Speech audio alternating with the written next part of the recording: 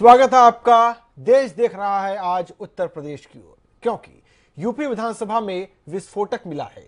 PETN नाम का विस्फोटक इतना ताकतवर कि इसकी 500 ग्राम की मात्रा पूरी विधानसभा की इमारत को ध्वस्त कर दे। अच्छी बात यह है कि कोई नुकसान नहीं हुआ। इससे आगे कोई ऐसी जानकारी नहीं है जिसे तथ्यों पर आधारित मान लिया जाए। लेकिन हमारे राजनेता फिर से राजनीतिक लाभ उठाने की जल्दबाजी में दिखे। भले ही मसला इतना संवेदनशील हो, किसी ने इशारों में तो किसी ने खुलेआम इसे साजिश करार दिया। बाहुबली की पहचान रखने वाले एक सज्जन ने तो वहां के नेताओं की ओर इशारा किया और कहा कि उन्हें या फिर योगी जी की जान लेने की साजिश थी। हाँ, एक बात जो पक्की है वो ये कि सुरक्षा में चूक तो हुई ही, और जाहिर है इसके लिए जिम्मेदार वही सरकार कहलाएगी जो सत्ता में है। हालांकि इस पर उतनी चर्चा नहीं हुई। तो आज की चर्चा में समझेंगे कि सुरक्षा की चूक का एक भीषण मामला भी कैसे राजनीति का जरिया बन जाता है।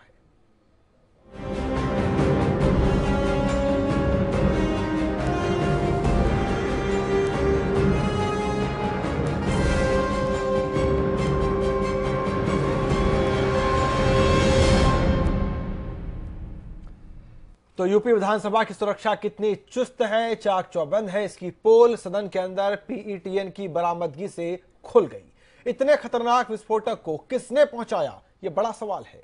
अगर यह धमाका होता तो कई लोगों की जान जा सकती थी। देखिए। और जिलाधिकारी को अगर उसका खेत का है अपने खेत से 10 किलोमीटर की मिट्टी में किसी भी प्रकार से उसको अवॉइडी होगी, किसी प्रकार का उसको उल्लंघन नहीं कर सकता। कल्पना कीजिए, अगर इस कार्रवाई के बीच सदन के अंदर PETN ब्लास्ट होता तो क्या मंजर होता। सीएम योगी से लेकर कैबिनेट मंत्री और तमाम विधानमंडल के सदस्य 12 जुलाई को यानी बजट सत्र में मौजूद थे और उसी दिन यूपी की विधानसभा को दहलाने की साजिश रची गई थी। समाजवादी पार्टी के एक विधायक की सीट के नीचे 10 से 20 ग्राम नहीं बल्कि 150 ग्राम PETN पाउडर रखा गया, लेकिन इसकी किसी को भनक तक नहीं लगी। जिस वक्त ये जानलेवा पाउडर बरामद हुआ उस वक्त भी कोई इसे पहचान नहीं सका। इसकी तबाही का राज तो तब खुला जब लैब में इसके PETN होने की पुष्टि हुई। तो सवाल है कि क्या सदन में जाने वाले हर किसी की जांच नहीं होती। कहीं ना कहीं यही सवाल सीएम योगी भी कर रहे हैं और साथ ही इसकी जांच NIA से करवाने की भी उन्होंने मांग की। कौन लोग इस साजिश में लगे हैं, इसका पर्दाफाश होना आवश्यक है। और इसलिए मेरा अनुरोध होगा एक कि सभी जो भी कर्मी यहां पर कार्यरत हैं उनका पुलिस वेरिफिकेशन जरूर हो जाए। दूसरा, इस प्रकरण की पूरे उसकी जांच NIA से जरूर हो। NIA जैसी संस्था को इसकी जांच करनी चाहिए। दरअसल PETN खतरनाक विस्फोटकों में से एक है। यह नमक की तरह सफेद रंग का होता है।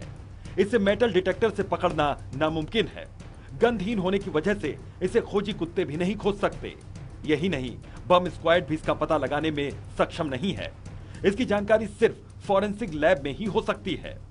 डेटोनेटर और टाइमर के साथ ये और खतरनाक हो जाता है। सेना और खनन से जुड़े लोग इसका इस्तेमाल करते हैं, लेकिन लश्कर और हिजबुल जैसे आतंकवादी संगठन भी इसका इस्तेमाल करने लगे हैं। 100 ग्राम PETN एक कार को उड़ाने के लिए काफी होता है। ऐसे 500 ग्राम में यूपी विधानसभा के परखच्चे उड़ सकते थे। इसका इस्तेमाल 2011 में दिल्ली हाईकोर्ट ब्लास्ट में हुआ था। वाराणसी धमाके में भी PETN का ही इस्तेमाल किया गया था। तो सवाल है कि आखिर किसे निशाना बनाने के लिए इस विस्फोटक को सदन के अंदर रखा गया था। किसी विस्फोटक को पकड़ने के लिए विधानसभा में इंतजाम क्यों नहीं है। जब कोई बाहरी व्यक्ति सदन में नहीं जा सकता तो विस्फोटक वहां पहुंचा कैसे। क्या जानबूझकर बजट के दिन विस्फोट की साजिश रची गई। क्या विधानसभा के काम करने वाले हर कर्मचारी की जांच होती है। ये सवाल ऐसे हैं जिसका जवाब इस वक्त न सिर्फ यूपी विधानसभा के लिए जरूरी है, बल्कि भविष्य में दूसरी इमारतों को भी बचाने के लिए नींद खोलने वाली है। Amitesh Shrivastava, news world India, Lucknow. तो सवाल कई सारे हैं। सुरक्षा को लेकर सवाल है। जब पूरे राज्य में सुरक्षा की जिम्मेदारी है, सुरक्षा होनी चाहिए, लेकिन जब विधानसभा के अंदर ही विस्फोटक पहुंच जाते हैं तो फिर सुरक्षा किसके भरोसे है। ये गनीमत रही कि इस विस्फोटक का इस्तेमाल जिसने भी करना चाहा वो कर नहीं पाया, उसके पहले ये पकड़ में आ गया। ये बहुत बड़ी गनीमत थी। कुछ मेहमान हमारे साथ हैं। नईम अब्बास हैं, BSP के नेता हैं, चंद्रभूषण पांडे हैं, प्रवक्ता है बीजेपी से, वीसी मिश्रा है, फोरेंसिक एक्सपर्ट हैं, कमलाकर त्रिपाठी जी हैं, प्रवक्ता कांग्रेस से हैं, जेपी सिन्हा है, फॉर्मर आईजी हैं बीएसएफ के और farmer director national security council के भी हैं। आप सभी का बहुत बहुत स्वागत है। सबसे पहला सवाल चंद्रभूषण जी आप ही से है।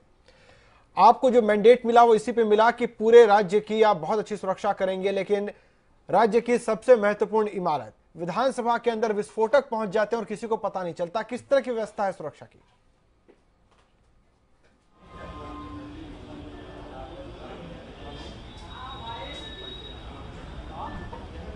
आवाज आ रही है चंद्रभूषण जी आपको? चलिए, शायद उन तक संपर्क नहीं हो पा रहा, फिर उनके पास जाएंगे। यहां पर नईम अब्बास साहब हैं। नईम साहब, आप कैसे देखते हैं? भारी चूक ये थी विधानसभा के अंदर विस्फोटक पहुंच जाना, वो भी ऐसा विस्फोटक जिसे दुनिया के 5 सबसे खतरनाक विस्फोटकों में जिसकी गिनती होती है। जी बिल्कुल, ये बहुत दुर्भाग्यपूर्ण है कि जब हमारी विधानसभा ही सुरक्षित नहीं है तो प्रदेश कैसे सुरक्षित हो पाएगा। और ये कहीं ना कहीं खामियाजा जो है बिल्कुल बुरी तरीके से जनता को भुगतना पड़ रहा है। और ये नाकामी है, ये हमारे प्रदेश की नाकामी है, बीजेपी सरकार की नाकामी है, जो हमें देखने को मिल रही है। और जनता भी इस चीज़ को देख रही है कि जब हमारी विधानसभा सुरक्षित नहीं है तो प्रदेश कैसे सुरक्षित रहेगा, देश कैसे सुरक्षित रहेगा।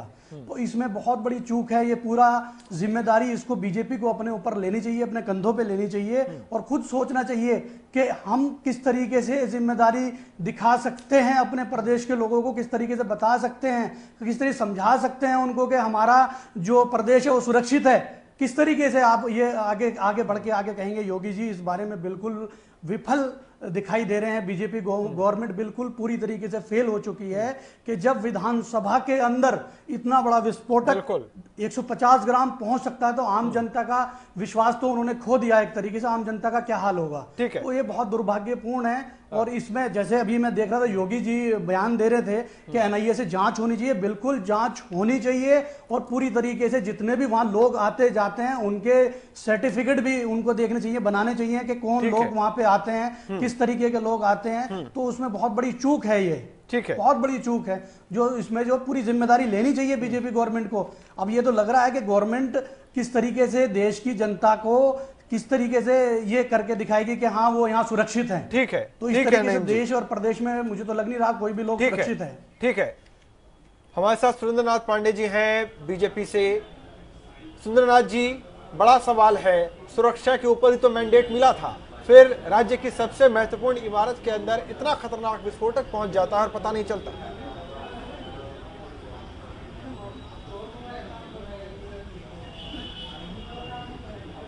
पांडे जी, आप सुन पा रहे हैं मुझे?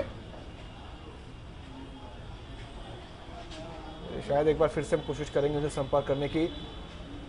सवाल मेरा वीसी मिश्रा जी आपसे है, जरा दर्शकों को बताइए कि ये PETN है क्या और क्यों इससे दुनिया के 5 सबसे खतरनाक विस्फोटकों में माना गया है? PETN जो है बहुत ही हाई एक्सप्लोजिव की कैटेगरी में आता है और ये बहुत ही खतरनाक इसलिए भी है कि इससे विध्वंस बहुत बड़ी मात्रा में होता है और इसको डिटोनेट किया जाएगा तो इससे बहुत बड़ा खतरा होता है, शैटरिंग इफेक्ट होता है और 25-30 हजार फीट तक की इसकी सेकंड्स में इसका दायरा आ जाता है। ये सुपरसोनिक इफेक्ट है इसका। RDX से ज्यादा खतरनाक होता है जी, ऑलमोस्ट इक्विवेलेंट है, उसके समान ही है समझिए। लेकिन शायद कहीं ना कहीं इसको ये एज है कि किसी डिटेक्टर में डिटेक्ट नहीं होता, इसकी कोई गंध नहीं होती, इसलिए शायद इसको पकड़ पाना और भी मुश्किल है। अब जैसे हम सुन रहे हैं कि कहा जा रहा है कि हम स्कैनिंग गेट लगवाएंगे, अलग से स्कैनिंग की व्यवस्था होगी, अगर स्कैनिंग कर भी लेंगे तो क्या ये विस्फोटक पकड़ में आ पाएगा? जी बड़ा मुश्किल है, लेकिन जो वो है आयन मोबिलिटी का स्पेक्ट्रोमीटरी जो कि एयरपोर्ट्स पे जिसका इस्तेमाल ज्यादातर हो रहा है दुनिया में, उसी से ही इसको पकड़ा जा सकता है। और इसे स्निफर डॉग भी नहीं पकड़ सकते? मुश्किल होगा बहुत, स्निफर डॉग भी नहीं पकड़ सकते। चुनौती बड़ी है जी, चुनौती बड़ी है। सुंदरनाथ जी, आप मुझे सुन पा रहे हैं?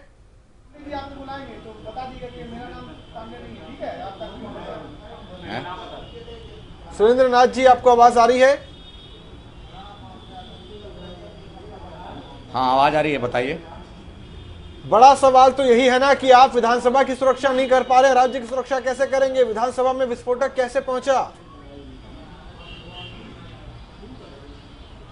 ऐसा है पत्रकार महोदय कि कभी भी कैजुअलिटी कभी भी कहीं भी हो जाती है। और जो अपराधी प्रवृत्ति के लोग होते हैं, आतंकवादी होते हैं, जब अमेरिका के जो है वर्ल्ड सेंटर पर जा सकते हैं, तो विधानसभा, उत्तर प्रदेश की विधानसभा कोई बड़ी चीज़ नहीं है। लेकिन हमारे जोगी में इतनी क्षमता है। और देखिए, ईमानदार नेता का स्वयं परमात्मा ध्वजवाहक हो जाता है। और मुझे भरोसा है कि ऐसी परिस्थिति आएगी इस देश में और प्रदेश में, जब इन लोगों के नेतृत्व में, जोगी और मोदी के नेतृत्व में, भारत जो है शक्तिशाली भारत, चमकता भारत दिखेगा। और आतंकवादियों के और सत्ता जो भारत विरोधी ताकतें हैं, उनका मनसा जो है टूट जाएगा, चूर चूर हो जाएगा। सुरेंद्र नाथ जी, चुनाव के पहले तो आप कह रहे थे हम अपराध मुक्त कर देंगे, प्रदेश को उत्तम प्रदेश बना देंगे, और आज आप ये कह रहे हैं कि अगर अमेरिका पे अटैक हो सकता है तो उत्तर प्रदेश में भी हो सकता है। ऐसी बातें कहेंगे, इलेक्शन के पहले क्यों नहीं कही आपने ये बात? ऐसा पत्रकार महोदय, अभी फिलहाल 100 दिन हुए हैं। हकीकत यह है कि अभी जो सुरक्षा की जिम्मेदारी पहले दिन से है, कि तमाम ऐसे सुरक्षा की जिम्मेदारी पहले दिन से, पहले घंटे से है। देखिए नरेश भाई, इन लोगों ने पहले घंटे से, पहले दिन से होती है। सत्ता की जिम्मेवारी जो है सुरक्षा की पहले दिन से, पहले घंटे से जरूर होती है। लेकिन जो कुर्सी पर बैठे हुए जो ब्यूरोक्रेट्स लोग होते हैं, उनकी मानसिकता भी इंसान होने के नाते कहीं ना कहीं बदी होती है। और भ्रष्टाचार पर अंकुश लगाए जाने के कारण अगर ये डिटोनेट हो जाता, भ्रष्टाचार पर अंकुश सुरेंद्र नाथ लगाया जी, है, तो जितना कैजुअली आज आप ले रहे हैं ना, भ्रष्ट अधिकारियों की मानसिकता जो है अभी हमारे साथ नहीं है सफल। जितना कैजुअली आप आज ले रहे हैं, अगर ये डिटोनेट हो जाता, इलाज हो अगर रहा है, धमाका हो जाता, तो आप कह सकते थे क्या कि ठीक है ब्यूरोक्रेट से गलती हो जाती है, चला गया होगा, तब आप कह पाते? ऐसा है पत्रकार महोदय, देखिए, धमाका हो जाता, कोई कैजुअलिटी हो जाएगी, ईश्वरी जो कृपा होगी हो जाएगी, आपदा आ जाएगी, तो उसमें कोई वो ईश्वरीय कृपा नहीं होती, आप लोगों की चूक होती। हमारी जब नीति और नियत ईश्वर रखने नहीं गए थे, वो ईश्वर की कृपा नहीं थी। देखिए, चूक ईश्वर को बख्श दीजिए। हम इसको चूक नहीं मानते, हम इसको चूक, अपनी निजी चूक नहीं मानते। प्रशासन करने वाला सत्ता का जो मुखिया होता है, आदेश देता है और प्रशासन की धमक चलाता है, लेकिन उसके बाद भी कहीं ना कहीं कोई हमारा ब्यूरोक्रेट स्लिप कर गया तो उसमें चूक हो जाती है। ये पूरी व्यवस्था की बड़ी खामी है, किसी एक ब्यूरोक्रेट की नहीं है। थोड़ा भी हम लोग दुर्बल मन से नहीं है। ठीक है, कमलाकर जी आप कुछ कह रहे हैं कि किसी एक ब्यूरोक्रेट्स की, आता हूं आपके पास। नरेश भाई, मैं इनकी बात से एकदम इत्तेफाक रखता हूं कि इन लोगों ने परमात्मा के भरोसे ही छोड़ दिया है उत्तर प्रदेश को। और उत्तर प्रदेश ही नहीं, भारतीय जनता पार्टी ने पूरे देश को भगवान भरोसे छोड़ा हुआ है।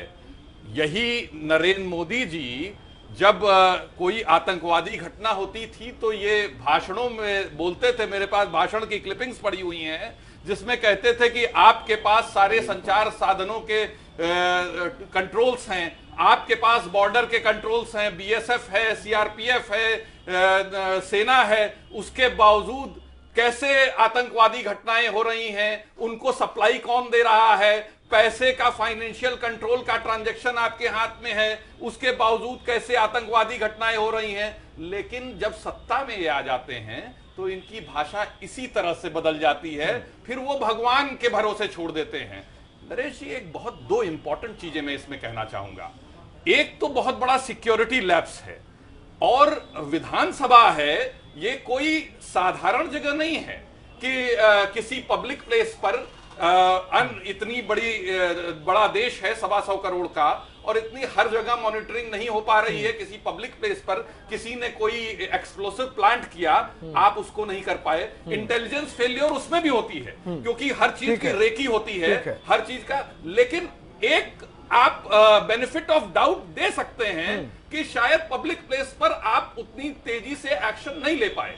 लेकिन विधानसभा, जिसके सारे गेट सिक्योर्ड हैं, जहां सीसीटीवी कैमरे लगे हुए हैं, सिक्योर्ड है कि नहीं, यही तो सवाल भी है। यही तो मैं कह रहा हूं। तो इसमें एक तो सबसे बड़ा सिक्योरिटी लैप्स है।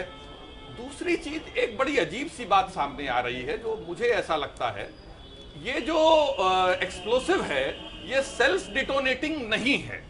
इसको या तो एक्यूट शॉकवेव मिले या तो एक्सेसिव हीट मिले। अब आप ये समझिए कि विधानसभा का जो कंपाउंड है, खासकर जो जहां विधायक जन, माननीय जन बैठ रहे हैं, वो तो सेंट्रली एयर कंडीशनड है, ठीक है। उसके अलावा शॉकवेव वहां कैसे पहुंचेगी?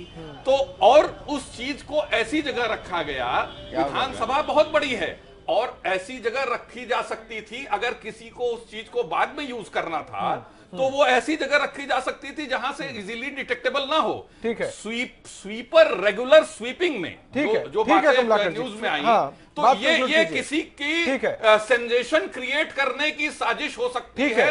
ऐसा भी हो सकता है कि सत्ता पक्ष के लोग इस चीज को अपने पक्ष में बुनाना चाहते हैं। इसका फायदा, इसका नुकसान सबसे ज्यादा सत्ता पक्ष ही होता है। सवाल उन्हीं से पूछे जा रहे हैं, तो ये तो थोड़ी अजीब बात है। जेपी सिन्हा साहब हमारे साथ हैं। सिन्हा साहब, आप नेशनल सिक्योरिटी काउंसिल के डायरेक्टर भी रह चुके हैं, आपको ये पहली नजर में क्या मामला लगता है? क्योंकि ये जो PETN है वो आमतौर पर आतंकी इस्तेमाल करते हैं, तो यह कोई आतंकी साजिश थी या फिर ईश्वरीय आपदा का, जैसा कि हमारे बीजेपी के भाई कह रहे हैं कि ईश्वरीय आपदा से इसको जोड़ रहे हैं? मामला क्या था? ये ईश्वर रख के गए थे या आतंकी रख के जा रहे हैं? देखिए, मैं इस बात में तो नहीं पढ़ना चाहता, लेकिन मैं सिक्योरिटी के लिहाज से बात करना चाहता हूँ।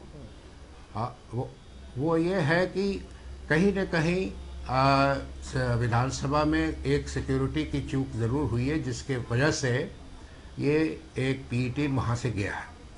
इसके साथ मैं एक और चीज़ बताना चाहता हूँ कि ये जो एक्सप्लोजिव है ये इतना ईजी डिटेक्टेबल भी नहीं है। सो इसका मतलब ये हुआ कि जो हमारी सिक्योरिटी सिचुएशन है आज में कंट्री में, जहाँ आतंकवाद फैला हुआ है, तो एक तो सिक्योरिटी रिव्यू हमें करना ही पड़ेगा और इसको एक हायर लेवल ऑफ सिक्योरिटी में ले जाना पड़ेगा, जिसको हम कहते हैं, जिसमें कि security clearance of staff, employees, marshals and विधानसभा के अंदर रहने वाले लोग। इसमें 3 प्रकार की सिक्योरिटी होती है: material, document, perimeter and human security. तो मेरे समझ में जिस तरह की आजकल देश में सिचुएशन है, तो मुझे लगता है कि अब हमें जो सिक्योरिटी का लेवल है वो बहुत ऊंचा करना पड़ेगा और मॉडर्न टेक्नोलॉजी का इस्तेमाल करना पड़ेगा। लेकिन हाँ, ये ज़रूर है कि कहीं ना कहीं चूक हुई है, जिसकी वजह से ये अंदर PETN गया है। लेकिन ये डिटेक्टेबल करना ये बहुत ही मुश्किल काम है। बहुत मुश्किल काम है सुरेंद्र नाथ जी, बहुत मुश्किल काम है इसको डिटेक्ट करना। कैसे आप इंश्योर करेंगे कि इस तरह की चीजें विधानसभा के अंदर ना पहुंचे? भगवान भरोसे।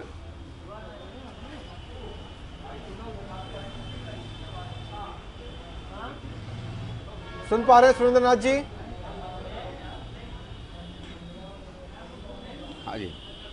कैसे इंश्योर करेंगे कि विधानसभा के अंदर इस तरह की चीजें ना पहुंचे, जो कि हमारे एक्सपर्ट्स कह रहे हैं कि इसको डिटेक्ट करना भी बहुत मुश्किल है? और मैं तो देख रहा था कि वहां पर जो कर्मचारी काम करते हैं उनका पुलिस वेरिफिकेशन तक नहीं है, तो यह स्थिति है सुरक्षा की वहां पर।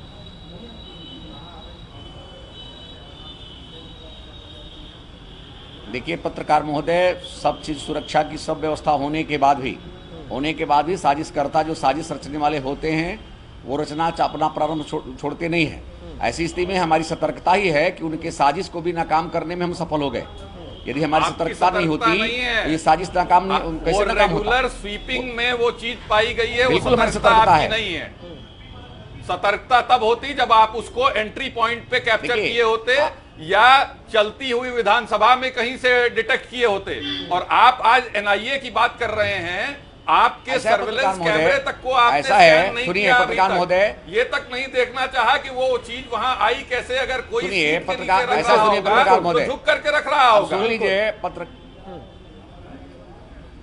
ऐसा है पत्रकार महोदय, सुनिए पहले। सवाल ये है कि जब अब तक यदि विधानसभा में ही संयोग से जहां पाकिस्तान परस्त लोग जो है किसी को अपराधियों को भी जिता करके भेज देते हैं, सपा और बसपा के नाम पर आज भी जो है कम से कम 2-4 अपराधी जीत करके आए हुए हैं। अरे भाई, अमरमणि त्रिपाठी तो उनके मंच पे पाए जाते हैं, योगी आदित्यनाथ। ऐसे लोग सुनिए, ऐसे लोग जब आते हैं तो देखिए, अपने विधायकों की मर्यादा होती है कि उनका जो है कोई जांच नहीं करता है, कोई पहले इसके बाद कोई चेकिंग नहीं होती थी। लेकिन क्या हो सकता है कि संभावना है कि ऐसे पाकिस्तान परस्त लोग जो विधायक बन चुके हैं जनता के जो है, जनता के कारण वो पाकिस्तान परस्त लोग जो है अपने अंदर जो है सुरेंद्र जी लेकर के आए थे। सुरेंद्र जी, आपके योगी आदित्यनाथ के मंच पे पहले सुनिए, क्राइम से रिलेटेड लोग पाए जाते हैं, विधायकों को चेक आपके उस पर अमरमणि त्रिपाठी मौजूद रहते हैं। चलते आप तमाम ऐसे मर्यादा के विपरीत अपने ऑर्गेनाइजेशंस को पेट्रोनाइज करते हैं जो कि पूरे प्रदेश में लिंचिंग का काम कर रहे हैं। हिंदू युवा वाहिनी के लोग बरेली में जो है वो बलात्कार तक में पाए गए। आपके लोग जो है वो थानेदार और एसपी तक को नहीं बच रहे हैं। सहारनपुर में एसपी कहता है कि मैं और मेरा परिवार डर से कांप रहा था क्योंकि बीजेपी के एमपी और विधायक जो है वो मॉब को जो है इंसाइट कर रहे थे। आप इन चीजों से और इन सारी चीजों पे आप भगवान भरोसे का नाम ले लेते हैं। ये इस तरह से जो है अगर प्रदेश चलेगा तो हो चुका। देखिए भगवान का नाम नहीं ले रहा हूं। देखिए ईश्वरीय सत्ता को इग्नोर करके कोई चिंतन में नहीं किया जा सकता है। पत्रकार महोदय आप भी देखिए, मेरा कहना मान लीजिए। सवाल ये कि आप भले पत्रकार हैं, इस भारत की धरती पर आज भी कुछ ऐसे अंश हो गए हैं, कुछ क्षेत्र ऐसे हैं जहां पर पाकिस्तान परस्त लोग अपनी मानसिकता के विधायक चुन लेते हैं और अपनी मानसिकता के विधायक चुन लेते हैं। तो स्वाभाविक है कि प्रजातंत्र की संविधान के तहत विधानसभा में आने का मौका मिल गया और वो शुद्ध रूप से पाकिस्तान परस्त हैं और आतंकवादी हैं, अपराधी हैं। और ऐसे अपराधी और आतंकवादियों को भेज देता कुछ क्षेत्र ऐसे है। सुरेंद्रनाथ जी, ये जो बात आपसे कर रहे थे वो कमलाकर जी कर रहे थे कांग्रेस से। देखिए हमारे सत्ता की आता हूँ अब्बास भाई, आपके पास आता हूँ, एक सेकंड। न हो सके विधानसभा में बैठने के नाते वो लोग जो उनकी जांच नहीं होती थी, जांच नहीं होने के कारण वो जो लेकर के चले गए होंगे। लेकिन हमारी सतर्कता ही है और हमारी क्षमता है और रिपोर्टर की क्षमता है कि आज उनका भी मंसूबा जो है सफल नहीं हो सका। सुरेंद्रनाथ जी, ये जो सवाल आपसे था वो कमलाकर त्रिपाठी जी का था। हम सफल हैं। कमलाकर त्रिपाठी जी आपसे बात कर रहे थे। मेरा सवाल तो यही है कि अगर सब कुछ भगवान भरोसे होना है तो फिर आपको वोट किसने दिया क्या? अरे मेरे भाई, भगवान भरोसे नहीं, जो ईश्वर को नहीं मानता है, ईश्वर को मानना अलग बात है। ईश्वर को नहीं मानता, ईश्वर को मानना अलग बात है। ईश्वर भी यही तो कहता है कि कर्म कर। ईश्वर भी यही कहता है कर्म कर। ईश्वर नहीं कहता भगवान भरोसे बैठ के सो जाओ के साथ ऐसे ईश्वर ये कहता है कि कर्म कर, और वही लोग लड़ पाते हैं। भ्रष्ट और चोर ईश्वर को मत बदनाम कीजिए। पाकिस्तान परस्त लोग, पाकिस्तान ईश्वर को मत बदनाम कीजिए, ईश्वर की गलत व्याख्या मत दीजिए। एक सेकंड आऊंगा आपके पास। पाकिस्तान परस्त लोगों की संख्या ज्यादा हो गई है। ठीक है, यहाँ पर इस पर भी आऊंगा। आपका ये जो स्टेटमेंट है ना कि विधानसभा में पाकिस्तान परस्त ज्यादा है, ये पीईटीएन से ज्यादा खतरनाक बात है। जोगी के प्रशासनिक क्षमता का ही देन है। सुरेंद्रनाथ जी, आता हूं आपके पास। ऐसे एंटी सोशल लोगों की मंसूबा को क्या कहना चाह रहे हैं? नहीं अब्बास, तो क्या देखिए, ये मानसिकता बीजेपी के लोगों की हो सकती है जो इस तरीके की बात रख रहे हैं कि विधानसभा में पाकिस्तान परस्त लोग बैठने लगे आगे। ये सोच कितनी जबरदस्त तरीके से बदल रही है। इन लोगों ने पूरे देश में भेदभाव का माहौल बना दिया। हिंदू मुस्लिम कराने की साजिश ये लोग कर रहे हैं। ये सिर्फ हिंदू मुस्लिम कराने की बात कर रहे हैं। कौन कह रहा है? सभी का खून है यहाँ की मिट्टी में शामिल। किसी का बाप का हिंदुस्तान थोड़ा ही है। जिस तरीके से ये बात करते हैं समझ से बाहर हो गई है। ये हिंदू मुस्लिम की बात कहां से ले आए? पाकिस्तान कहां से आ गया? जिम्मेदारी आप लोगों की है, जिम्मेदारी आप लोगों को दी गई है पूरे प्रदेश की, पूरे देश की। उसमें हिंदुस्तान पाकिस्तान का क्या मतलब हो गया? What do you mean Pakistan? क्या चीज है पाकिस्तान? कौन कर रहा है पाकिस्तान और हिंदुस्तान की बात? आपको यह सोचना चाहिए 125 करोड़ जनता हिंदुस्तान की है। कोई ना मुस्लिम है, ना कोई सिख है, ना ईसाई है, ना हिंदू है, सारे हिंदुस्तानी है। आप हिंदुस्तान की बात करें ना कि पाकिस्तान की बात करें। कमाल कर दिया आप लोगों ने। हर वक्त पाकिस्तान की बात करते हैं। अपनी चीज आप अपने अंदर खोट देख नहीं रहे हैं कि कितना खोट आपके अंदर है। आप हिंदू मुस्लिम और पाकिस्तान के बीच में खड़े हो जाते हैं। कौन ऐसा बंदा है, कौन विधानसभा में बैठा है? हिंदुवादी लोग कमजोर हैं, वहां पर प्रजातंत्र भी नहीं है, वहां प्रजातंत्र भी नहीं है। लोग जो हैं वो पाकिस्तान के ऐसे लोग। ठीक है सुरेंद्रनाथ जी, आऊंगा आपके पास, रुकिए। ठीक है नईम भाई, ठीक है नईम भाई, संक्षिप्त में सिन्हा साहब। मैं तो कहता हूं के साथ सपा का भी कोई नेता हो जाकर के जम्मू कश्मीर में जा रहा फॉर्म भर के। ठीक है सिंह साहब, आपके पास आऊंगा। सुरेंद्रनाथ जी, आऊंगा आपके पास, रुकिए एक मिनट। नईम भाई आप भी रुकिए, बाकी लोगों को भी बोलने का मौका दीजिए। सिन्हा जी, ये जो कह रहे हैं कि पाकिस्तान की जो बात हो रही है, वहीं पर चलती है। आपको इस बात की संभावना लगती है क्या कि इस पूरे घटनाक्रम में बड़ी साजिश सीमा पार से हुई होगी? ऐसा कुछ लगता है क्या आपको? इस साजिश का दायरा कितना बड़ा दिखाई देता है? देखिए, मैं अभी सब लोग के पक्ष सुन रहा था। मैं सिर्फ इतना कहना चाहता हूं कि जो सिक्योरिटी का इशू है वो नेशन का सिक्योरिटी है, एक नेशनल सिक्योरिटी की बात है। It's a question of national security.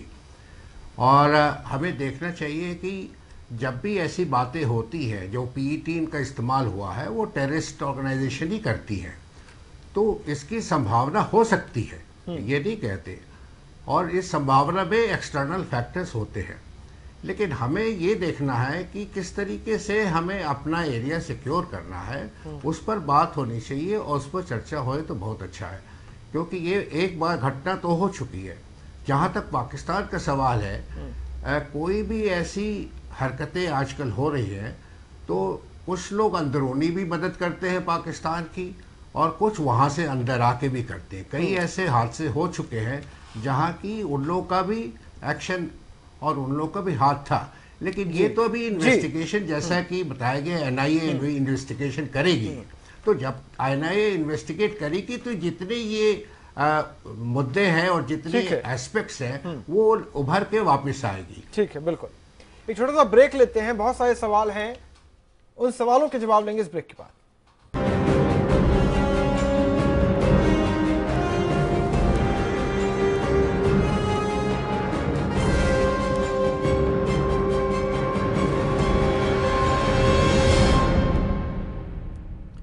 तो यूपी विधानसभा में भारी विस्फोटक मिला, पीईटीएन विस्फोटक मिला, और जिस मात्रा में मिला वो एक बड़ा विध्वंस करने के लिए काफी था। कई सारे सवाल हैं कि साजिश किसकी थी, करना क्या चाहते थे, लेकिन ये विस्फोटक मिलने से सुरक्षा एजेंसियों में अब खलबली मच गई है। आखिर क्या है पीईटीएन, कितना घातक है ये विस्फोटक और कहां होता है इसका इस्तेमाल, देखिए। पीईटीएन यानी पेंटारिथ्राइटोल टेट्रानाइट्रेट अच्छे के लिए इस्तेमाल हो तो बेहद उपयोगी, और अगर मंशा गलत हो तो तबाही का दूसरा नाम। यह सफेद रंग का पाउडर होता है जो कार्बनिक यौगिक से मिलकर बनता है। इसे पेंट, पेंटा और टेन के नाम से भी जाना जाता है। पेंटारिथ्रिटोल का नाइट्रेट एस्टर है और यह संरचनात्मक रूप से नाइट्रोग्लिसरीन के जैसा है। यह बेहद शक्तिशाली विस्फोटक सामग्री है। प्लास्टिक सासिस्टाइजर के साथ मिलने पर यह प्लास्टिक विस्फोटक बन जाता है, जबकि आरडीएक्स के साथ यह सेमीटेक्स का मुख्य घटक है। इसका इस्तेमाल दवा बनाने में भी होता है जो दिल की बीमारी के लिए उपयोगी माना जाता है। पीईटीएन का इस्तेमाल आमतौर पर बड़े विस्फोटकों को तैयार करने में होता है। आग लगाकर या आरडीएक्स से धमाका करने की तुलना में पीईटीएन से ब्लास्ट करना थोड़ा मुश्किल है, क्योंकि वायुमंडलीय दबाव की वजह से इसे धीरे धीरे जलाना संभव नहीं है। ऐसे में इसे तो या तो घर्षण के जरिए या फिर टाइमर के जरिए डेटोनेटर लगाकर विस्फोट किया जाता है, जो बेहद तेज और खतरनाक होता है। इस ब्लास्ट में न सिर्फ तेज आवाज होती है, बल्कि आसपास की जमीन में कई मीटर तक गहरा गड्ढा भी बन जाता है। कई बार तो पीईटीएन के धमाके से आसपास के इलाकों में भूकंप जैसा भी महसूस होता है। पीईटीएन को विस्फोट के लिए शायद ही अकेले इस्तेमाल किया जाता है। आमतौर पर हथगोले और बूस्टर में इसे फिट किया जाता है ताकि तेज दबाव के साथ ज्यादा दूर तक इसका असर हो। द्वितीय विश्व युद्ध के दौरान परमाणु बमों में विस्फोट के लिए डेटोनेटर में इसका उपयोग हुआ था, क्योंकि ये लीड एलाइड जैसे पारंपरिक विस्फोटकों की तुलना में सटीक था। मौजूदा दौर में भी परमाणु हथियारों में पीईटीएन युक्त विस्फोटक ब्रिजवेयर्स का इस्तेमाल किया जाता है, और यही वजह है कि आतंकवादी संगठन अब ज्यादा तबाही मचाने के लिए पारंपरिक विस्फोटकों की जगह पीईटीएन का इस्तेमाल करते हैं, क्योंकि इसे सुरक्षा कर्मियों की नजर से भी बचाना आसान होता है। Team news India. तो सवाल यह कि आखिर साजिश क्या थी, किस तरह से अभी साजिश से की परतें निकलेंगी, कैसे पता चलेगा कि ये असली मामला क्या था, ये क्या करना चाहते थे, जो भी ये करना चाहते थे वो है कौन। सारे मेहमान हमारे साथ मौजूद हैं। वीसी मिश्रा जी, सबसे पहले क्योंकि हम पीईटीएन की बात कर ही रहे हैं, जरा आप ये बताइए कि इसको पकड़ना क्या इतना मुश्किल है कि अभी तक पता नहीं चल पाया है कि रखा किसने, सीसीटीवी कैमरे की भी बात हुई, वो भी नहीं निकाले गए अभी तक, और क्या तरीका बचता है? देखिए, मैं एक फॉरेंसिक एक्सपर्ट की हैसियत से कहना चाहूँगा कि आज सुनने में आया है कि वो एक कागज में लपेटा हुआ पाया गया था। जिस इंसान ने भी उसको कागज में लपेटा है उसके 100% पाम प्रिंट और फिंगरप्रिंट्स उस कागज में एब्जॉर्ब हुए होंगे, क्योंकि स्वेट इज ऑलवेज देयर, पसीने से लगते हैं वो। और 6 महीने, 1 साल, 2 साल बाद भी निन हाइड्रोजन टेस्ट से उसको टेस्ट किया जा सकता है और फिंगरप्रिंट डेवलप हो जाएंगे, पाम प्रिंट डेवलप होंगे, और उनको रिकॉर्ड करने के बाद जितने भी लोगों ने 1 हफ्ते के अंदर एंट्री ली है, सबके पाम प्रिंट और फिंगरप्रिंट अगर मिलाए जाएं 100% आदमी पकड़ा जाएगा कि किसने इस कागज का इस्तेमाल करके रखा है। चलिए, ये एक तरीका है जो अगर योगी जी सुन रहे होंगे और उनकी जो टीम जो जांच कर रही होगी उनके लिए काम की बात है। इसके अलावा सीसीटीवी फुटेज अब तक सामने क्यों नहीं आया, ये भी एक अपने आप में सवाल है, लेकिन इंतजार रहेगा कि वो भी सामने आएगा। सुरेंद्र नाथ जी, सवाल मेरा आपसे ये है, ब्रेक के पहले आपने लगातार कहा कि यूपी की विधानसभा के अंदर कुछ पाकिस्तानी जो है वहां पर मौजूद है विधायक के तौर पर। आपने कहने को तो यह भी कह दिया कि ज्यादातर पाकिस्तानी है, लेकिन मैं मान के चल रहा हूं कि जो ज्यादातर शब्द है वो भाव में कह दिया गया, लेकिन आप कहना चाह रहे हैं कि पाकिस्तान परस्त और पाकिस्तान के एजेंट विधायक के तौर पर यूपी विधानसभा के अंदर है। मैं मानता हूं कि यह जो मामला है यह PETN से ज्यादा खतरनाक है, यह भी एक चूक है। नाम बताइए आप, सिर्फ सनसनी नहीं, नाम।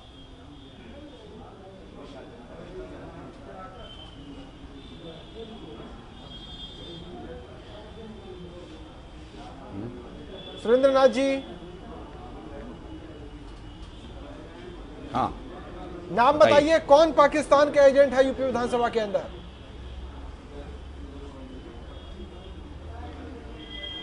ऐसा है, जब नाम बताने की बात आएगी, चूंकि अब आप पत्रकार हैं, पत्रकार से नहीं बताएंगे, लेकिन आवश्यकता पड़ेगी, इन्वेस्टिगेशन अफसर वगैरह होंगे तो मैं अपना संदेह व्यक्त कर दूंगा स्पष्ट रूप से।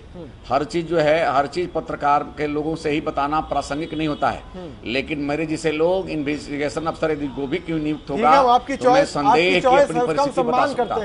इसमें मैं निसंकोच कह सकता हूँ। आपकी चॉइस है, हम आपकी चॉइस का सम्मान करते हैं कि आपकी जहां इच्छा हो वहां बताइए, कोई जबरदस्ती आपके साथ नहीं है। लेकिन अगर आपको यह पता था तो अब तक आप चुप क्यों थे? अब तक किसी एजेंसी को आपने क्यों नहीं बताया? आप क्या इंतजार कर रहे थे कि जब PTN धमाका होगा उसके बाद बोलूंगा जाके? मैं इंतजार नहीं, कोई इंतजार नहीं करता है पत्रकार महोदय। पत्रकार कोई भी मधु इंतजार नहीं करता है, अपनी क्षमता के अनुसार हर परिस्थिति से निपटने के लिए तैयारी करता है। अब तक आपने क्या किया ये बताइए। लेकिन उसके बाद भी जो आतंकवादी प्रवृत्ति के जो लोग होते हैं उनकी भी साजिश अपनी चलती रहती है, लेकिन ये हमारी कुशलता ही है और सफलता ही है कि उनकी साजिश को हम नाकाम कर दिए। ये हमारी योगी सरकार की सफलता ही कही जाएगी कि उनके सफलता हम तब मानते, सफलता हम तब मानते जब अंदर जाने के पहले आप सुरक्षा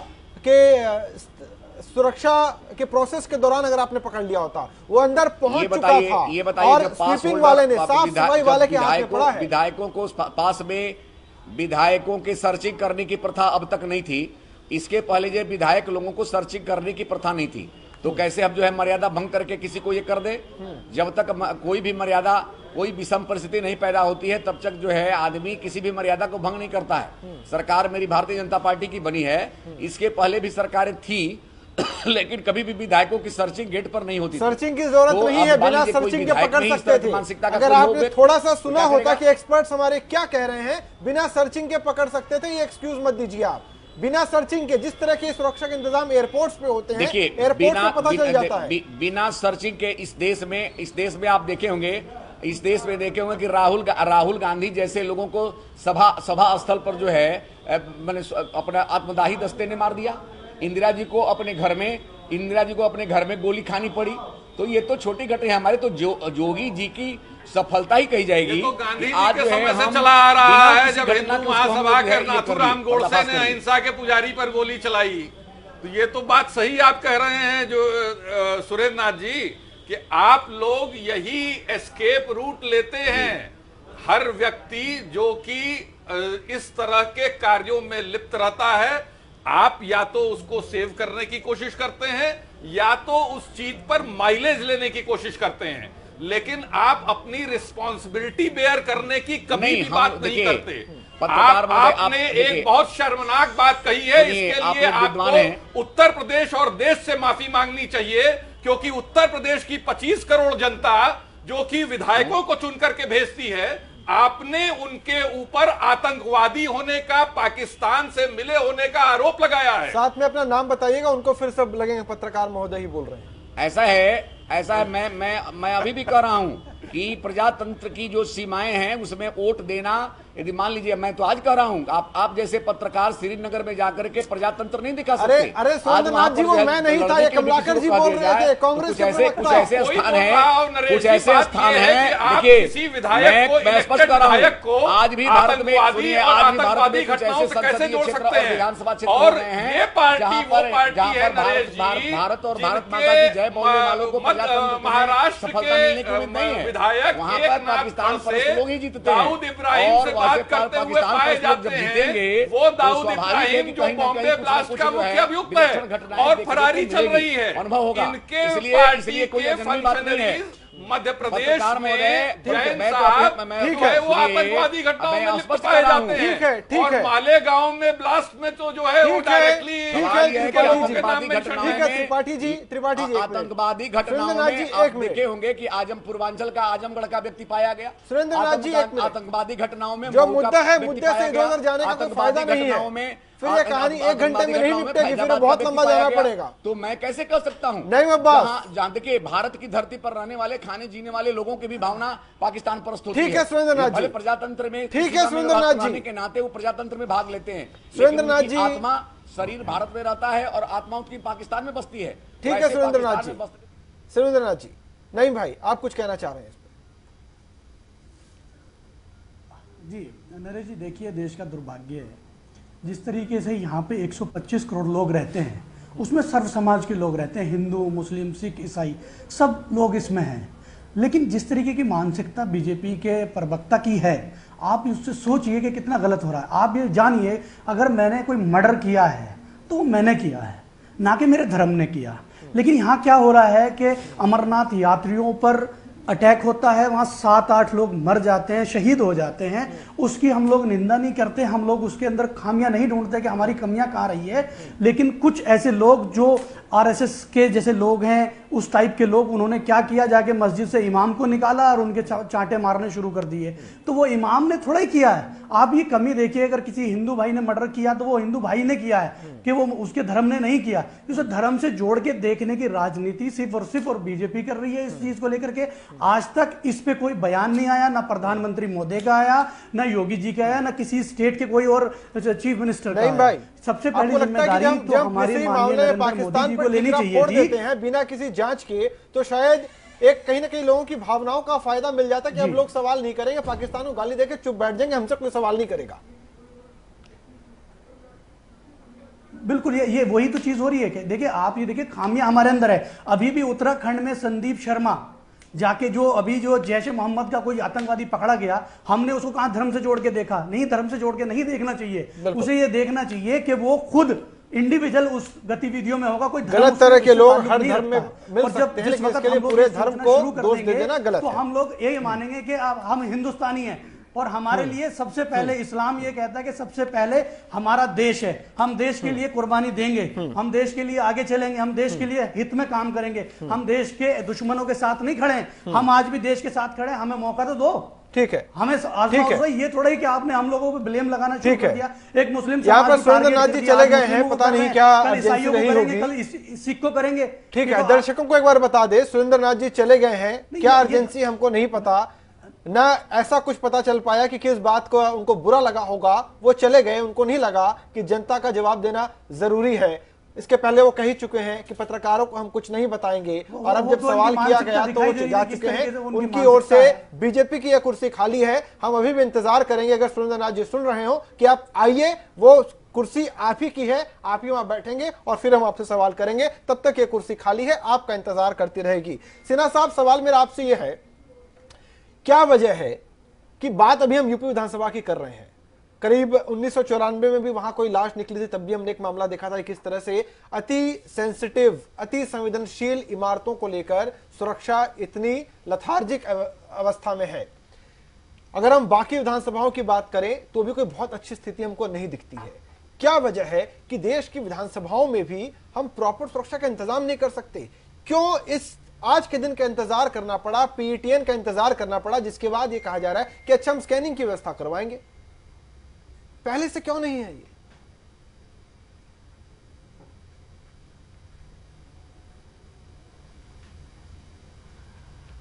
हाँ, देखिए, ऐसा है कि पहली बात यह है कि हम जहाँ तक सिक्योरिटी का मुद्दा था उससे हम हटकर दूसरी तरफ चले जाते हैं। ये बड़ी गंभीर स्थिति है देश में कि जितने संवेदनशील जगहें हमारी जैसे विधानसभा है, पार्लियामेंट है या और ऐसे संवेदनशील भाभा एटॉमिक रिसर्च सेंटर्स हैं, तो इसमें इस बार एक सिक्योरिटी चूक हुई है जिसकी वजह से पीईटीएन अंदर गया है। अब हमें ये सोचना है कि हमें ये भी देखना पड़ता है कि जैसे जैसे सिचुएशन थ्रेट परसेप्शन को हम लोग कहते हैं उसके मुताबिक सिक्योरिटी बीफ अप होती है। हमारे पास अब थ्रेट परसेप्शन ये आया है कि देखिए पीईटीएन जैसा बहुत गंभीर एक्सप्लोजिव विधानसभा में चला गया है। इसका मतलब है कि जो नॉर्मल सिक्योरिटी सिस्टम चाहे यूपी विधानसभा की हो चाहे और किसी इंपॉर्टेंट सेंसिटिव इंस्टॉलेशंस में हो, वो वहाँ पर बढ़ानी पड़ेगी। और क्योंकि ये स्टेट का मामला था तो वहाँ मैं ये कह रहा हूँ कि जो स्टेट की जो पुलिस है उनको स्पेशल ट्रेनिंग की अब जरूरत पड़ेगी, special training in anti terrorist operations की जरूरत पड़ेगी, जिससे कि ये विधानसभा जैसे इंस्टीट्यूशंस को हम प्रोटेक्ट करें। Normal policing and normal checking में ये चीज हम नहीं कर पाएंगे। तो ये एक तरह का असेसमेंट है जो हमारे पास आता है। ठीक है। और ये कहना कि सिक्योरिटी बिल्कुल देश में नहीं हो रही, वो मैं नहीं समझता हूँ कि ऐसी बात है। हर जगह सिक्योरिटी होती है और जैसे कोई अति संवेदनशील जो इमारतें हैं वहां पर स्कैनिंग जैसी बेसिक व्यवस्था तो पहले से होनी चाहिए थी। सवाल मेरा ये था कि इतनी बेसिक सिक्योरिटी की डिमांड। स्कैनिंग देखिए, मैंने जैसे बताया कि स्कैनिंग अगर होगा भी तो पीटीएन के लिए स्कैनिंग तो अभी तक आज तक किसी विधानसभा में नहीं हुई। तो इसलिए इंटरनेशनल एयरपोर्ट्स पे जैसे ड्रग अब्यूज और इस तरीके के एक्सप्लोजिव्स के इक्विपमेंट्स हैं हमारे पास, वो चीज अब वहां जरूर लानी पड़ेगी। बिल्कुल। सिन्हा जी, शायद आप अभी तक हमारे साथ थे, बहुत बहुत शुक्रिया, आपने हमें वक्त दिया। बाकी मेहमान बने हुए हमारे साथ। तब तक हम आपको ये बता दें कि यूपी विधानसभा के अंदर खतरनाक विस्फोटक पीईटीएन एसपी विधायक मनोज पांडे की कुर्सी के नीचे मिला, जिसके बाद मनोज पांडे अपनी जान को खतरा बता रहे हैं। मनोज पांडे से बात की हमारे संवाददाता अमितेश श्रीवास्तव ने। विधानसभा के भीतर मनोज पांडे जी के चेयर पर ही जो विस्फोटक था वो रखा हुआ था। एक्सक्लूसिव और खास बातचीत करने के लिए न्यूज़ इंडिया से खुद मनोज पांडे जी मौजूद हैं। कब मालूम चला कि आपका जो चेयर है वहाँ पर विस्फोटक है? अब पता नहीं, रखा तो नहीं रखा था, आप ही बता रहे हैं। आप ही से हम जान नहीं को वहाँ रखा था। टीवी के चैनल के जो समाचार वही हम भी सुन रहे हैं। अब हमने तो नहीं देखा कहीं रखा था। अब ये तो वहाँ सचिवालय प्रशासन देखेगा कहाँ रखा था, कहाँ मिला, कहाँ से आया, कैसे हुआ। बड़ा सवाल है सुरक्षा को लेकर, खासतौर पर विधानसभा। निश्चित रूप से बहुत गंभीर सवाल है कि विधानसभा असेंबली के अंदर ये विस्फोटक चीज जो मिली है वो कैसे आई। इसकी जांच माननीय मुख्यमंत्री जी ने किसी बड़ी उच्च स्तरीय कमेटी को, एजेंसी को दी है और हम सब विधायक ये चाहते हैं कि ये पता होना चाहिए। बहुत गंभीर प्रकरण है कि उत्तर प्रदेश जो देश की सबसे बड़ी विधानसभा है वहाँ ये विस्फोटक सामग्री आई, कैसे, क्यों आई और कौन लाया इसको, बड़ा सवाल है। अभी जो सुरक्षा की स्थिति है विधानसभा विधान परिषद की, उससे कितना इत्तेफाक रखते हैं, कितना संतुष्ट हैं आप लोग? नहीं, अभी तक तो हम लोग संतुष्ट ही थे, सुरक्षा व्यवस्था अच्छी थी।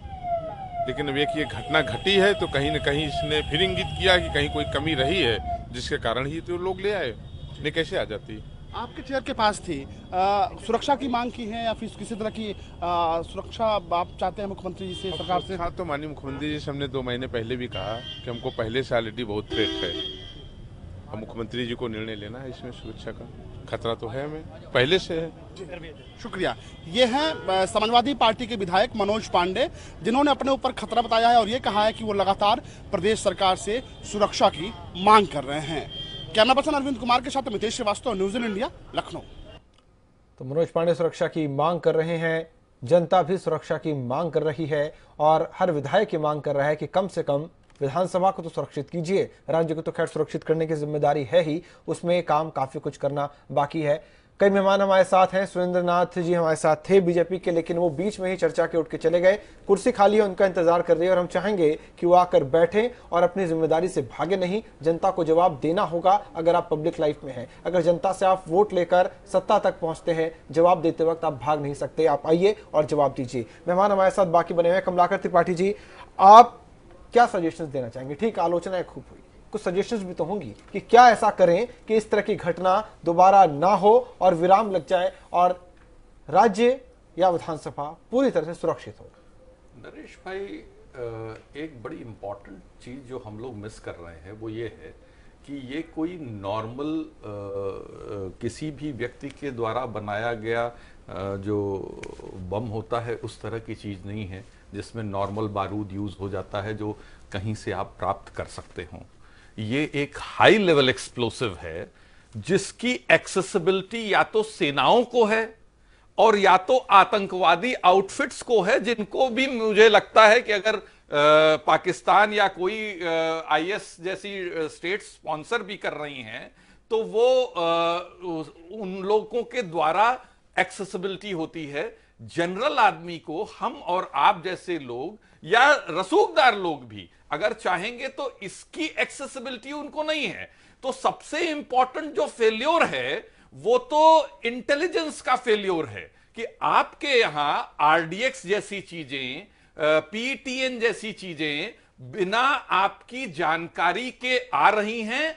और दूसरा सबसे बड़ा सिक्योरिटी लैप्स है कि विधानसभा और पार्लियामेंट जैसी जगहें जिनको हम हाई सिक्योरिटी जोन में मानते हैं, उसके अंदर विधानसभा के विधायक की सीट के नीचे वो चीज पाई जाए, वो एक बहुत अचंभे की बात है। और इसमें सबसे पहले जो कवायद होनी चाहिए थी, जो मैं फिर से एक बार कहूंगा कि सारी विधानसभा जो है वो सर्विलेंस कैमरे पे है। आप एक एक चीज की रिकॉर्डिंग करते हो। इवन विधायक लोग जब वेल में जाते हैं या कभी कोई ऐसा इश्यू होता है, सारी चीजों की रिकॉर्डिंग होती है। तो अगर किसी ने झुक करके सीट के नीचे कोई चीज रखी होगी तो वो तो क्लियरली विजिबल होगा, you can go through that. लेकिन आपने वो कवायद अभी नहीं की। एक चीज नहीं हो सकता है करेंगे। मुझे एक एप्रीहेंशन ये कहीं से होता है, जैसे अभी बीजेपी के जो चले गए आपके प्रवक्ता सुरेंद्र नाथ जी, उनकी बातों से ऐसा लग रहा था जिस तरीके से वो कुछ विधायकों को पाकिस्तान परस्त बता रहे थे वो और देश की और प्रदेश की जनता पर टिप्पणी खड़ी कर रहे थे। मुझे कहीं कहीं ये लगता है कि इतना बड़ा सिक्योरिटी का लैप्स ऐसा तो नहीं कि वेस्टेड इंटरेस्ट में कुछ लोगों ने जो सत्ता से जुड़े हुए हैं ये रेडिकल पोलराइजेशन के लिए ये काम किया हो ताकि एक आम जनमानस में एक, क्योंकि इनके वो बोल रहे हैं कि ये मानना थोड़ा इसलिए मुश्किल है क्योंकि सबको खतरे में डालकर इस तरह की बातें और इस तरह यही मैं आपसे कहना चाह रहा हूं कि जिस तरीके से वो पाया गया, यहां फॉरेंसिक एक्सपर्ट बैठे हुए हैं, कागज के पैकेट में लिपटा हुआ वो पाया गया, वो किसी भी तरीके से डिटोनेट नहीं हो सकता था। ठीक है, पता करते हैं मिश्रा जी, वो किसी कन्फाइंड बॉक्स में ना हो और उसको एक्सटर्नली डिटोनेट न किया जाए। वो इतनी आसान जगह रखा गया था कि ये शक उठना स्वाभाविक है। हाँ, ठीक है। और इस बीच खबर यह भी आ रही है कि इस मामले को लेकर योगी आदित्यनाथ ने एक हाई लेवल मीटिंग बुलाई है।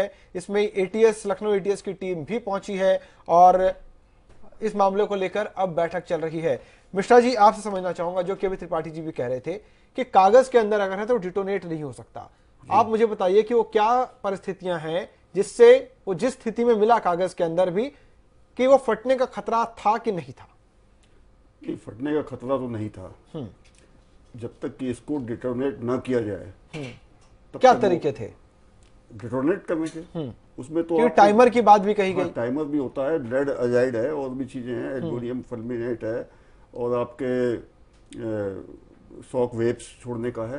तो वो सब अगर करते तो वो हो जाता, ब्लास्ट हुआ था। नहीं, लेकिन उसके लिए मिश्रा जी एक कन्फाइंड एटमॉस्फेयर होना चाहिए उसको डिटोनेट करने के लिए। वो ओपन कागज या प्लास्टिक के पैकेट में डिटोनेट नहीं हो सकता। वो तो नहीं हो सकता। तो ये एक बेसिकली ऐसी चीज है कि ऐसा कहीं एक एप्रीहेंशन है, मैं किसी पे ब्लेम नहीं कर रहा हूं, एक एप्रीहेंशन ये आता है कि विधानसभा में अंदर की तरफ एक तो सिक्योरिटी लैप्स और आया, अंदर कैसे आया, और अगर उसको वहां रखा गया जहां से वो इजीली डिटेक्टेबल हो, तो कहीं ये इमोशंस के साथ प्ले करना तो नहीं है। मिश्रा जी, मुझे एक बात बताइए, पूरे प्रदेश भर में जो है वो अराजकता, ठीक है, त्रिपाठी जी मैं आता हूं आपके पास, उससे ध्यान हटाने की कोशिश। त्रिपाठी जी एक मिनट, त्रिपाठी जी एक मिनट, मिश्रा जी जरा दर्शकों को ठीक से समझाइए, क्या ये पूरी तरह से फिर क्या सेफ था? क्या कहीं कोई रिस्क नहीं था इसके फटने का किसी भी स्थिति में, या आपको लगता है कि कोई एक पर्टिकुलर स्थिति जहां से उसके फटने का डर था, वो जरा बताइए। देखिए कि क्या कोई एक्सटर्नल कुछ और करके किसी भी तरह से उसको अंजाम दिया जा सकता करते समय अगर फ्रिक्शन वगैरह से भी चांस होते हैं कि कुछ हो सकता था, फ्रिक्शन, तो सेफ तो बिल्कुल नहीं कह सकते 100%, लेकिन ज्यादातर मामलों में बिना डेटोनेटर के होता नहीं है वो। हाँ, तो डिटोनेशन वो कैसे होगा? वो आपको प्राइमर उसमें और भी तरीके से, जैसे उसमें PETN का एक उसको पैक करके उसका ब्लास्ट करने के लिए उसका बनाना पड़ता है, उसका डिटोनेट करने के लिए शॉक वेव छोड़ी जाती है, उसके बगैर नहीं हो सकता। लेकिन जिस तरह से वहां मिला, आप कह रहे हैं कि वो फटने का डर बिल्कुल नहीं था?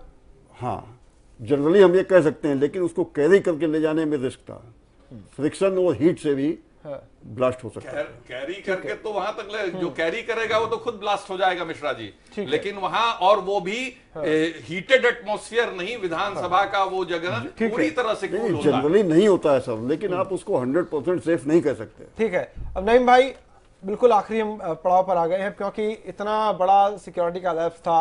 अब कई सारे इंतजाम किए जा रहे हैं विधानसभा को सिक्योर करने के। उसमें से एक ये भी है कि अब जो भी विधायक जाएंगे अंदर, उनकी पूरी तरह से चेकिंग की जाए। इस उपाय को लेकर आप संतुष्ट हैं? इसमें सहयोग रहेगा आप लोगों का? बिल्कुल बिल्कुल पूरा सहयोग रहेगा और होनी चाहिए, क्योंकि देश के हित में है, प्रदेश के हित में और होना चाहिए। और जिस तरीके से आप भी देखिए, ये उत्तर प्रदेश की जनता देख रही है, पूरा देश देख रहा है कि जिस तरीके से विधायक बीजेपी के कि हमें इस हालत में छोड़ के भाग सकते हैं, तो अगर कोई ऐसी आपदा हिंदुस्तान पे आके पड़ी तो ये लोग ऐसे हाथ खड़े करके ना निकल जाएं जिस तरीके से आज निकल गए। तो ये विषय बड़ा खतरनाक होता जा रहा है कि अपनी जिम्मेदारी से जब अभी से भागने लगे हैं तो आगे क्या करेंगे? पूरे प्रदेश की किस तरीके से विश्वास किस तरीके से दे पाएंगे किसी को? मुझे तो लगता नहीं। जब अभी 1 घंटे के एपिसोड में विधायक बीजेपी के छोड़ के हमें बीच में चले गए, तो ये देश को किसी ने छोड़ के जा सकते हैं? बिल्कुल छोड़ के जा सकते हैं। ठीक है, त्रिपाठी जी, आपकी पार्टी की ओर से क्या सहयोग रहेगा? क्योंकि कई सारे उपाय हैं जो आप लोग को नाराज कर सकते हैं कि थॉरो वो सर्चिंग होगी, चाहे जितने भी विधायक अंदर जाएंगे। इसके अलावा मोबाइल अंदर ले जाने की इजाजत नहीं होगी, कोई बैग अंदर ले जाने की इजाजत नहीं होगी। आप लोगों का कितना सहयोग रहेगा इसमें?